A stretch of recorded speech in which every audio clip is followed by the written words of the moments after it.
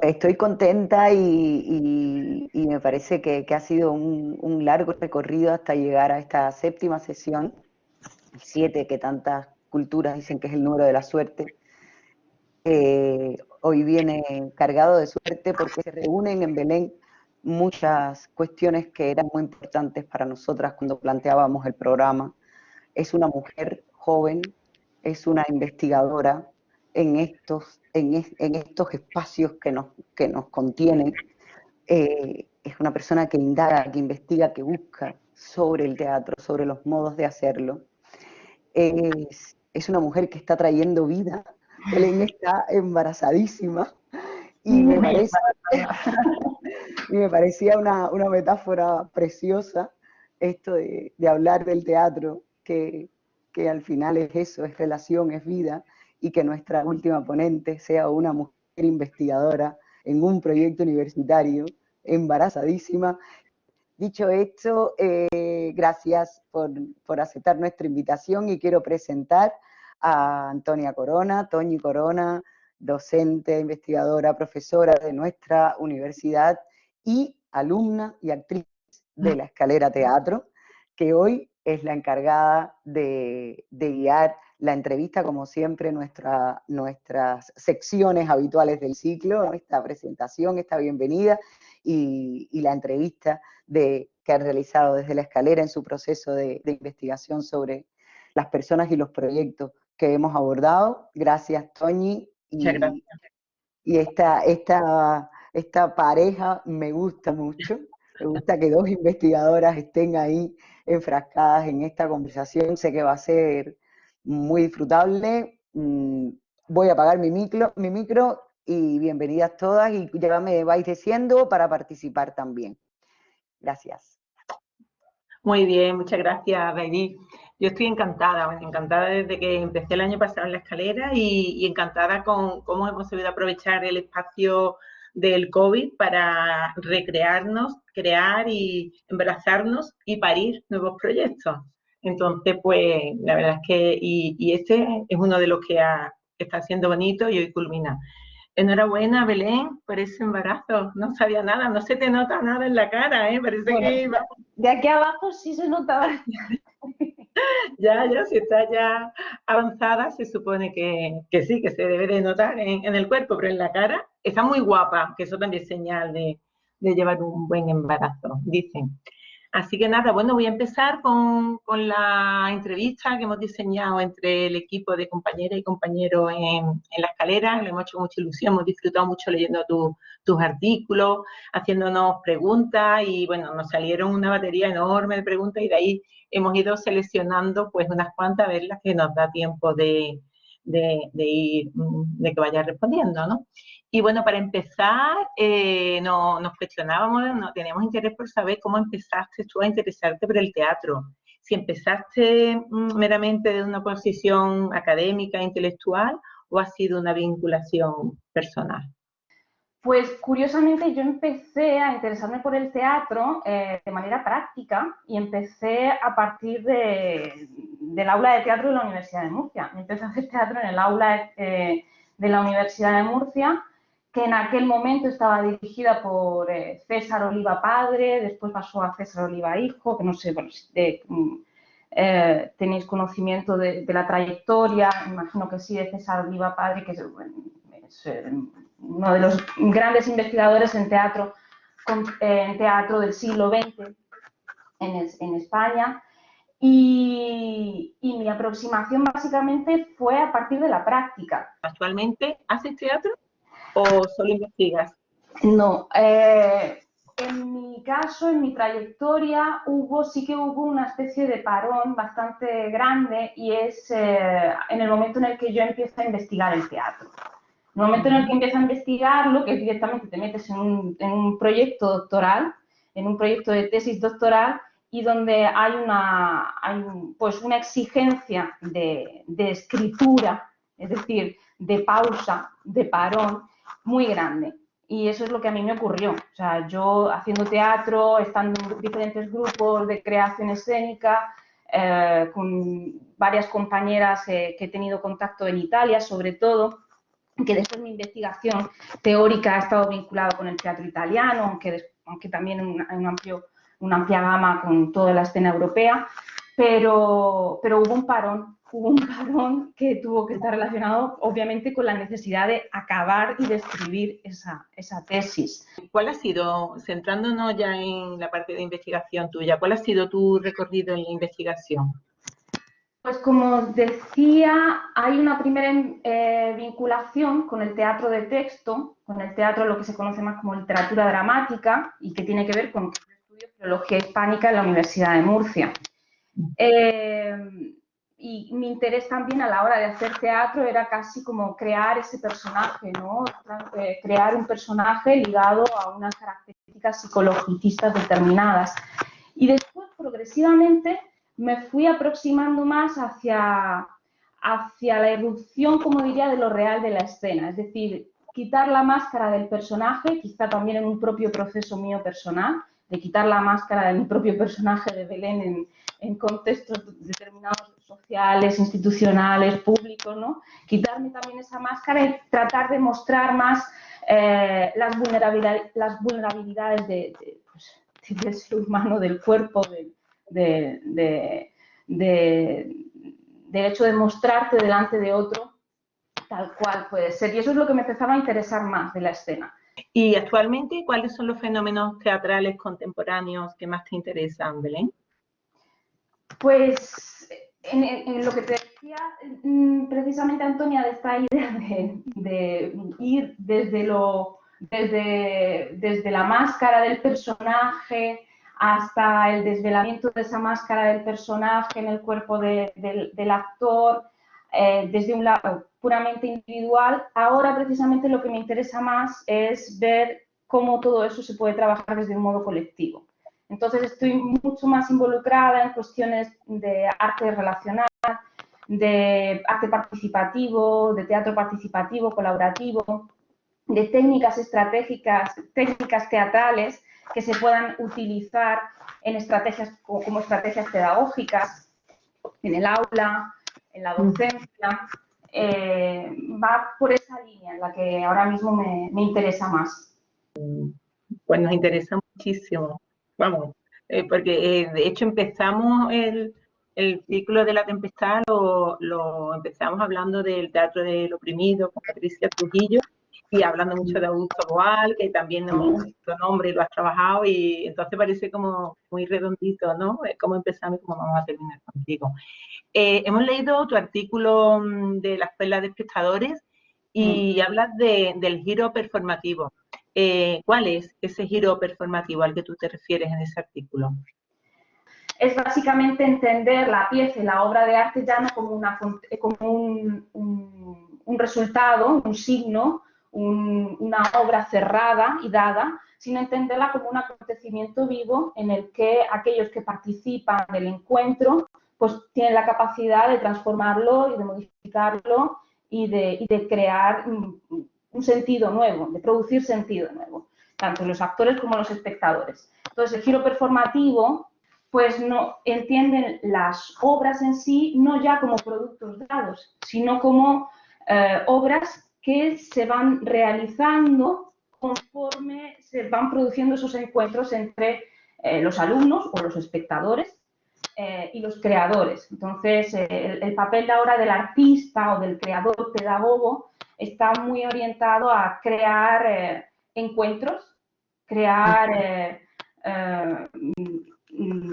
sinergias en las que se produzca una transformación. ¿Qué crees que se busca cuando se desea romper esa cuarta pared, ¿no? Y a ti, ¿cuáles serían los resultados o los hallazgos que te interesan más de esa ruptura de la cuarta pared? Lo que a mí me interesa de esta estrategia, porque al fin y al cabo es una estrategia teatral, es que el espectador es capaz de reflexionar sobre su propio papel de espectador. Es decir, incide de un modo autorreflexivo, para mí, de algún modo este tipo de estrategias inciden en un modo autorreflexivo en el momento en reflexionar sobre el momento en el que se está dando la acción.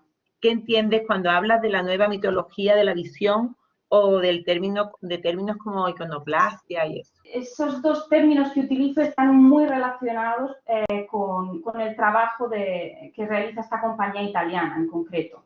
La Società Raffaello Sanzio es una compañía que nace en los años 80 con un carácter muy transgresor, con un lenguaje teatral muy vanguardista que apunta a una ruptura de los lenguajes tradicionales teatrales y que precisamente esa ruptura, la iconoclastia, tiene que ver con la ruptura de las imágenes, ¿no? Precisamente esa ruptura la realiza a través de la creación de un imaginario nuevo, de un imaginario colectivo de imágenes diferente al que estamos habituados. Pues también nos hemos leído tu artículo sobre contexto performativo y teatro contemporáneo. Y nos han surgido algunas inquietudes, ¿no? Algunas dudas, ¿no? Porque en él tú subrayas la importancia de conseguir la cercanía con las espectadoras y con los espectadores, ¿no? Entonces te preguntamos, ¿tú crees que la performance es la forma más directa de llegar al público de manera además más personal y más emocional? No sé dónde está ese punto de llegar, de tocar, de movernos, de transformar, porque puedes ver espectáculos puramente dramáticos ligados al teatro de texto y donde puede haber una identificación brutal con el personaje y que te toque y que salgas transformado y con una magdalena. Entonces, no diría que por su forma en sí va a llegar más al espectador. Bueno, la pregunta era no más, sino más directa. La pregunta era si es la manera más directa de llegar a lo personal y a lo emocional. No lo sé. Es que hay muchas circunstancias, sí, pero sí. Bueno. Y bueno, o también nos ha interesado mucho saber si trabajas sobre la didáctica experiencial y si la trabajas, ¿desde dónde lo haces? Porque además tenemos una compañera que le interesa especialmente, que está además con esto. Sí, precisamente en lo que te comentaba antes de qué tipo de experiencias teatrales o de experiencias artísticas ahora mismo me interesan más, y que te comentaba que era la cuestión relacional, arte relacional, participativo, colaborativo. Yo ahora me dedico a la docencia, soy docente y mi interés ahora mismo es explorar formas distintas de impartir la materia que imparto. Pues la siguiente pregunta viene a colación con esta época de pandemia, ¿no? Con este KICCAS que estamos teniendo y te preguntamos si ha habido una producción específica del modo digital, del protagonismo del espectador o la espectadora en época de pandemia. Sí, ha habido, sí, claro, yo creo que sí, que ha habido un protagonismo, pero no hay que olvidar tampoco que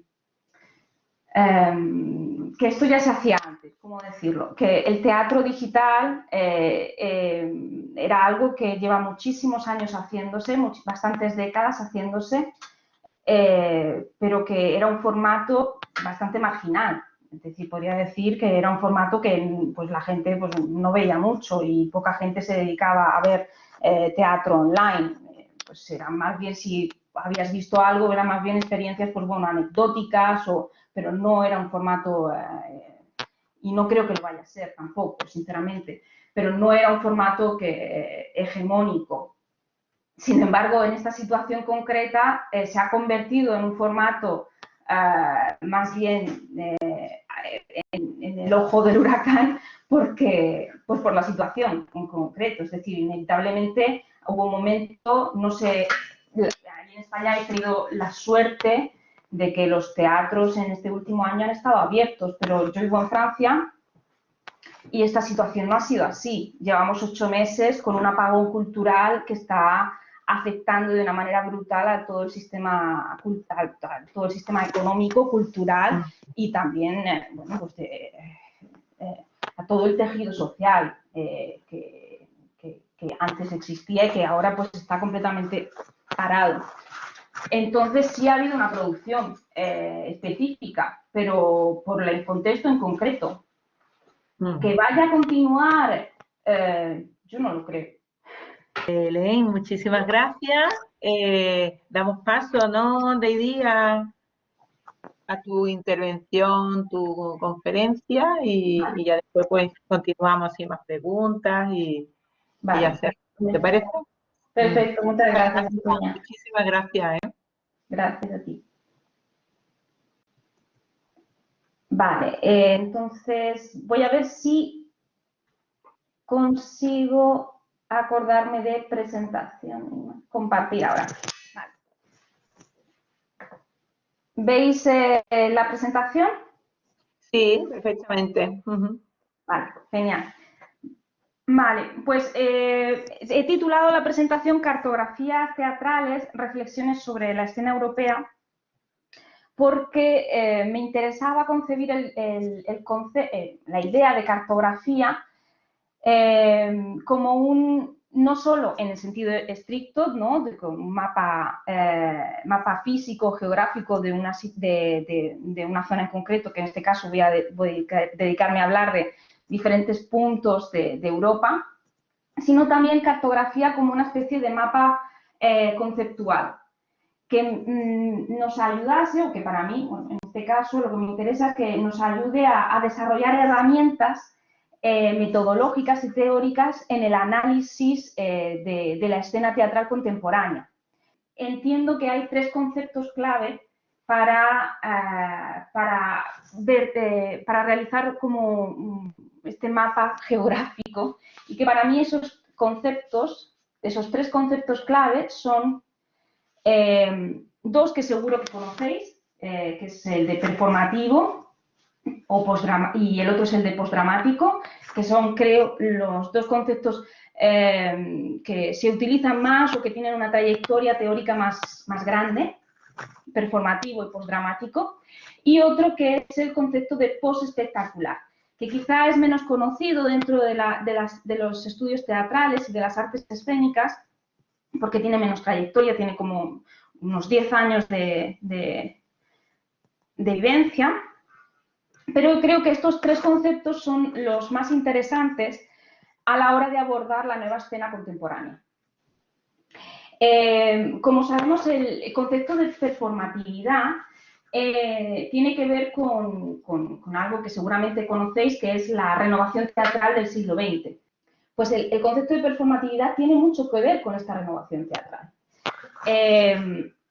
Una de las pioneras en hablar de giro performativo es esta señora que veis aquí, que es Erika Fischer-Lichte, que escribe un texto fundamental. Si queréis abordar todas estas cuestiones, os recomiendo Estética de lo performativo, de Fischer-Lichte, que nos habla precisamente de un cambio de paradigma que supone el giro performativo en las artes. Y este cambio de paradigma tiene que ver con dos aspectos fundamentales. El primero, uno que ya he mencionado, y es que la obra de arte ya no se concibe como un signo, es decir, como un resultado, como un producto cerrado, dado, sino que se concibe como un acontecimiento vivo en el que los participantes, actores y espectadores que forman parte de ese encuentro, de ese acontecimiento vivo, pues pueden transformarlo, crearlo. Y otro que tiene que ver con la materialidad de la escena, pasa del significado al significante. Lo que interesa es la materia en sí. Estos son los dos aspectos importantes, que son un poco complejos, yo entiendo, a nivel teórico, pero que a nivel práctico en la escena lo estamos viendo.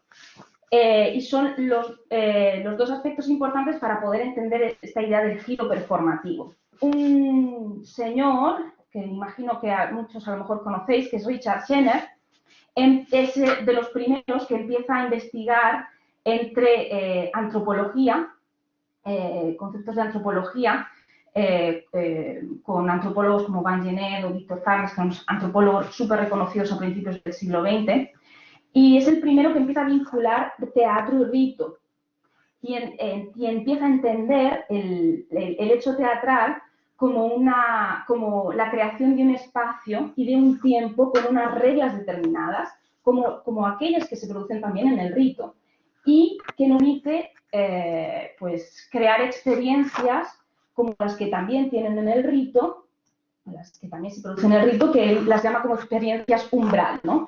Entramos siendo algo y salimos siendo otra cosa. Son ese tipo de experiencias. Pues Richard Sennett, en su texto Performance Studies, An Introduction, nos habla de todas estas cuestiones y todas estas relaciones entre antropología, rito y estudios teatrales.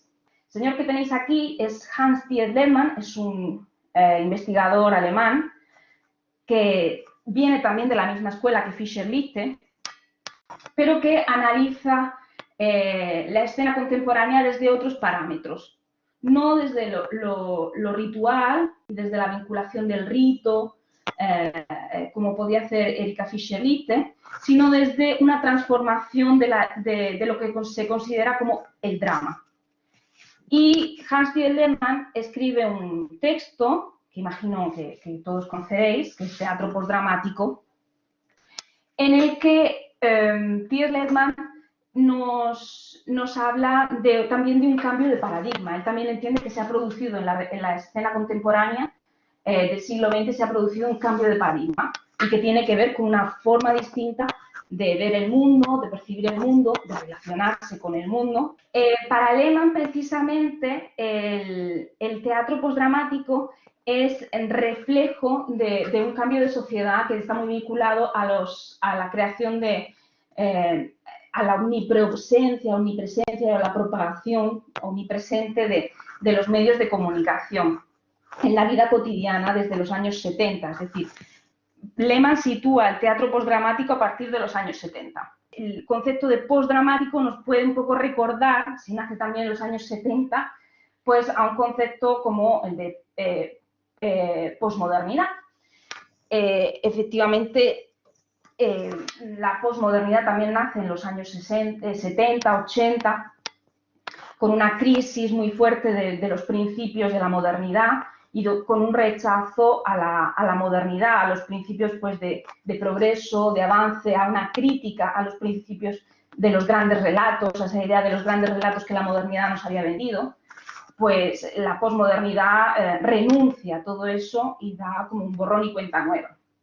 Sin embargo, el concepto de postdramático de Lehmann no es en sí una renuncia a lo dramático. Es decir, si la posmodernidad es una renuncia a la modernidad, lo postdramático no es un rechazo a lo dramático, como podríamos pensar, bueno, el teatro postdramático, este teatro así más vanguardista, más experimental, más de carácter así un poco que juega con los lenguajes teatrales, se opone directamente al texto. No es desde ahí, desde donde se leen los nuevos lenguajes teatrales, sino que es básicamente una forma distinta de entender lo dramático.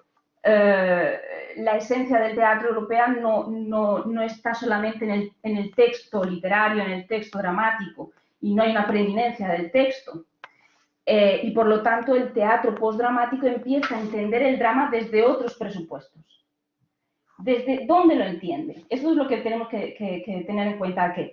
¿Desde dónde entiende el teatro postdramático lo dramático? Si ya no lo entiende desde el texto literario, ¿dónde está lo dramático? ¿Dónde se encuentra?